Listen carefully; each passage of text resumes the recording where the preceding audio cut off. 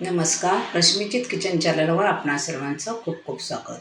आज आपण बनवतो आहे कुरकुरीत बोंबील फ्राय आणि मालवणी प्रॉन्स करी. त्यासाठी आपण आधी बोंबलाला मीठ, हळद आणि कोकमा चाळगायला लावलं, तसंच कोलंबीलाही लावून घेतलं. नंतर आपण आता ह्या सगळ्याचं वाटप मळायचं आहे. खोबरं, सुकी मिरची, सुका आपला जो आंबा असतो, धणे, लसूण या सगळ्यांचं आपण वाटण वाटायचं आहे. आणि आता आपण फोडणीला बारीक चिरलेला कांदा घालू. तो कांदा आपल्याला व्यवस्थित परतायचा आहे. त्याचा वास आपल्याला पूर्ण गेला पाहिजे. थोडासा तांबडासर असा त तळ हे करून लालसर करून घ्या. त्यानंतर त्याच्यात आता आपल्याला थोडीशी कोथिंबीर टाका. कोथिंबीरमुळे त्याची चव आणखीन वाढते. नंतर हे जे वाटण वाटलेलं आहे ते वाटण टाका. चांगलं आपण मिक्स करा ते वाटण. आणि आपण ज्या भांड्यात वाटण वाटलं त्या भांड्यात आपल्याला पाणी घालून ते पाणी पण आपण ह्या वाटपात टाकायचं आहे. असं घाला. आणि आपल्याला जेवढी आमटी म्हणजे करी पाहिजे तेवढं पाणी टाक तुम्ही ते. आता हे उकळू द्या. आता आपल्याला हे झाकण ठेवून उकळायचं आहे. हे बघा, असं हे आपण आता झाकण ठेवून उकळूया. त्याला चांगली उकळी येऊ द्या. झाकण बाजूला काढूया. आता आपण मीठ टाकलं. मीठ टाकल्यानंतर आता आपल्याला तिरफळं टाकायची आहे. तिरफळ आपण थोडी ठेचून टाकायची. तिरफळामुळे त्याची टेस्ट चांगली वाढते. आणि ही जर वाटपात टाकली तर थोडी स्ट्रॉंग होतात, म्हणून आपण ती वाटपात न टाकता कैरी हे उकळताना उकळतानाच टाकावी. आता हे मी कच्ची कैरी पण टाकली.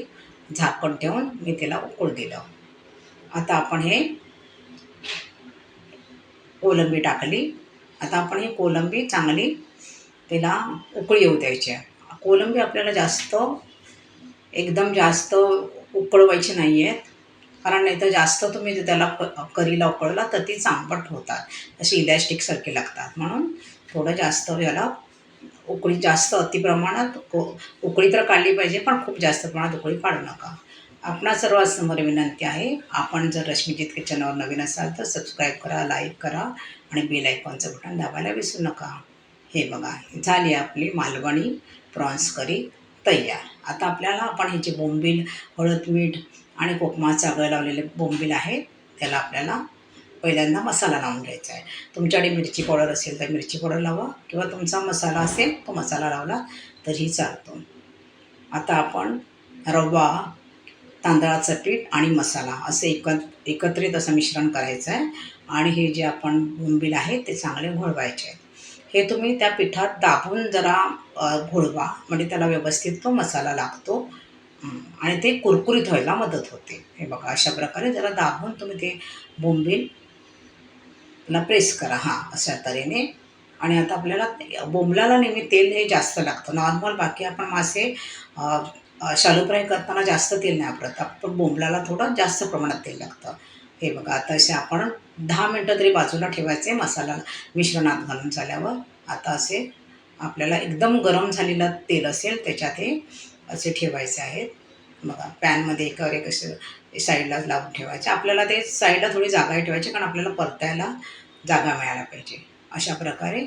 आणि सुरुवातीला पण गॅस मोठा केला आहे, नंतर थोडा कमी करायचा, नाहीतर बोंबील करपवू शकतात. हे बघा, आता नंतर आपण उलटे गेले आहेत.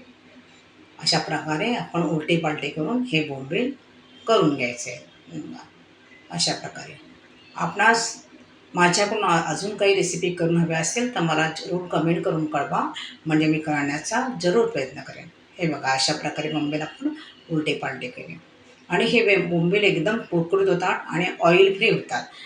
आता तुम्हाला जरी इथे ऑइल दिसेल तर ह्या ऑइलमध्येच मी आता सगळे बोंबील तळणार आहे. आता आपण हे बोंबील काढून घेऊया. बघा, मी हे ते टिश्यू पेपरवरही ठेवणार नाही आहे, असेच ठेवणार आहे आणि तुम्हाला दाखवणार आहे की ते बोंबलाला तेल लागतं काय. हे बघा, असे बाजूला काढून ठेवायचे. नंतर मी तुम्हाला टिश्यू पेपरवर पण दाखवते, म्हणजे तेल तिथे उतरते का तुम्हाला समजेल. अशा प्रकारे आपण काढलं. हे बघा, आता तुम्हाला दाखवते. हे बघा, ऑइल तिथे जास्त नाही आहे. शॅलो फ्राय करून आपण असे छान तळू शकतात. अशा प्रकारे आपण बोंबील फ्राय करायचं आहे. ही माझी रेसिपी तुम्हाला आवडली का मला जरूर कळवा. मस्त का, स्वस्त राहा.